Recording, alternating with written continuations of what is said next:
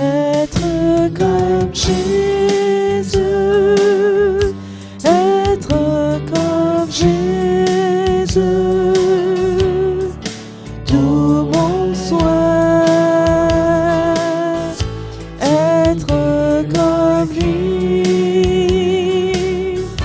quand pour lui je vis, le ciel se réjouit. Il me dit d'être comme lui, être comme Jésus, être comme Jésus. Ma prière, être comme lui. Je veux être en lui, loin de tout souci, pour toujours être comme lui.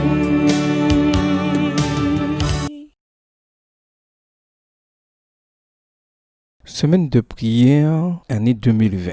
Mardi. Profiter à fond de la vie. Vivre les principes sanitaires divins. Seul celui qui a créé la vie peut prescrire ce qui est bon. Message de Torben Berglund, qui est directeur adjoint du ministère de la Santé à la Conférence générale des Adventistes du 7e jour. Nous avons été créés pour un monde meilleur. Nous avons été créés pour une vie meilleure. Lorsque Dieu créa ce monde, il y plaça l'humanité. Il vit tout ce qu'il avait fait et voici, cela était très bon. Genèse 1, verset 31. Dieu a conçu le monde et la vie qu'il contient pour qu'il soit parfaitement bon. Il nous a créés pour une vie qui, dans chaque action, chaque pensée, chaque sentiment, reflèterait, proclamerait, célébrerait et apprécierait sa bonté. C'était, et c'est encore, l'intention et le désir de Dieu pour notre vie en ce monde. Mais quelque chose a mal tourné. La chute. Dans le jardin d'Éden, Adam et Ève choisirent de s'écarter du dessein de Dieu pour la vie. Leurs actes plongèrent leur propre existence et le reste de la création dans une douleur et une souffrance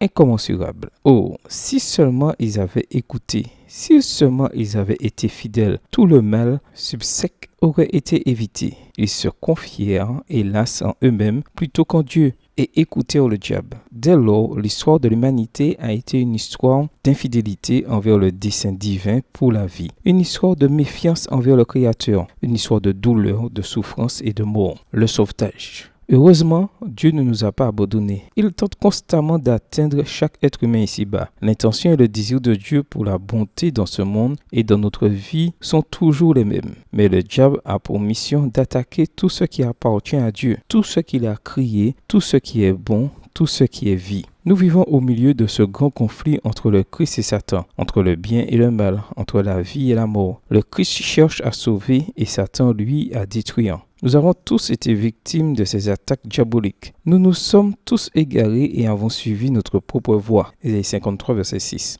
Mais où que Satan aille pour détruire, Dieu est déjà là pour chercher et sauver. Luc 19, verset 10. Dieu ne nous a pas abandonnés, il n'a pas abandonné le monde. Moi, je suis venu afin que les brebis aient la vie et qu'elles soient dans l'abondance, a dit Jésus, Jean 10, verset 10. Sa mission était de contrer et de vaincre le mal et son auteur qui ne vient que pour dérober, égorger et détruire, verset 10. La mission du Christ dans le monde, c'est la vie et la vie en abondance. La mission du diable, elle, c'est la mort. Dans le mal, il n'y a pas de vie, il n'y a que la mort. On ne peut avoir la vie qu'en Christ. On ne peut avoir la vie que dans le bien. On ne peut posséder la vie et la vie en abondance qu'en étant fidèle au dessein de Dieu pour le monde et la vie qu'il contient. Dès le commencement, le diable a été menteur et le père du mensonge. Jean 8, verset 44. Son tour de force a été de convaincre les hommes et les femmes que ce qu'il offre est meilleur, plus désirable, plus exaltant, plus satisfaisant. Il fait en sorte que ce qui est mauvais, pécheur et mal, paraisse bien. Il prétend que ce qu'il nous offre nous rend libres et ajoute à la vie, et que ce que Dieu offre limite et perturbe la vie. C'est là sa tromperie suprême.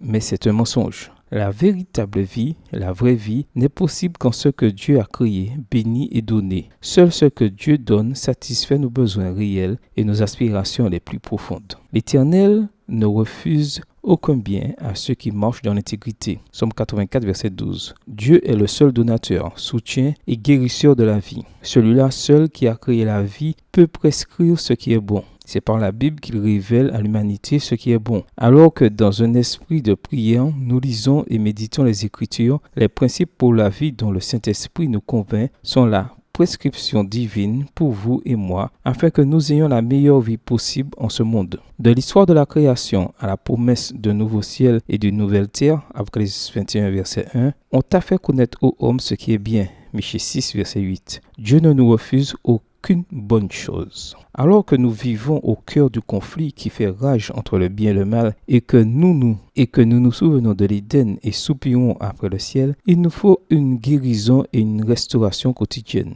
Dieu a prescrit comment nous devons vivre. Dans son livre Le ministère de la guérison, Ellen White nous offre une réflexion sur les principes de ce mode de vie. Elle dit « L'air pur, le soleil, l'abstinence, l'eau, le repos, l'exercice, une alimentation judicieuse, la confiance en Dieu, voilà les vrais remèdes. » Extrait du livre Ministère de la guérison, chapitre Le rôle éducateur du médecin, page 102. Comme ces principes de vie saine sont attaqués, elle avertit, tout ce qui contribue à détruire les énergies physiques, mentales et spirituelles est un péché. On ne peut obtenir la santé qu'en obéissant aux lois établies par Dieu pour le bien des hommes. Toujours extrait du livre Ministère de la guérison, le chapitre La tâche du médecin, page 88.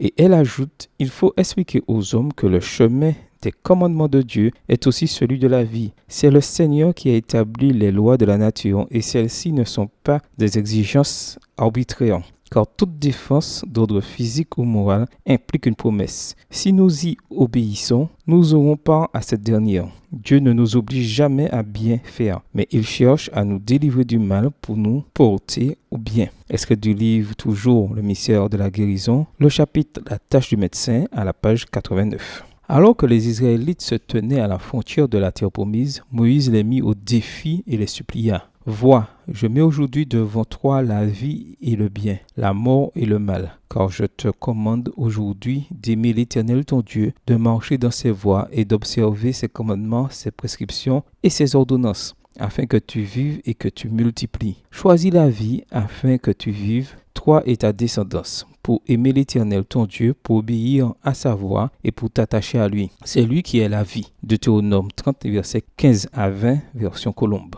Aujourd'hui, nous nous tenons à la frontière d'une autre terre promise. Nous vivons dans les derniers jours de l'histoire de la terre, avant la venue d'un nouveau ciel et d'une nouvelle terre. Apocalypse 21, verset 1. Dieu nous lance maintenant et chaque jour le défi et l'appel suivant. Aimer Dieu, écouter sa voix, marcher dans l'obéissance et s'attacher à lui. Sachant alors ce qui est bon, nous pourrons choisir la vie. Question pour la réflexion. Dans quel secteur de votre vie sentez-vous que le diable vous attaque le plus ? Qu'est-ce que Dieu vous appelle à changer dans votre mode de vie pour que vous puissiez jouir d'une plus grande plénitude de vie? Alors que vous vous engagez à faire des changements dans votre vie, comment pouvez-vous chercher la puissance divine et obtenir le soutien de vos semblables? Que le Seigneur vous bénisse. Amen. Être comme Jésus, être comme Jésus, tout mon souhait, être comme lui, quand pour lui je vis, le ciel se réjouit. Il me dit d'être comme lui, être comme Jésus.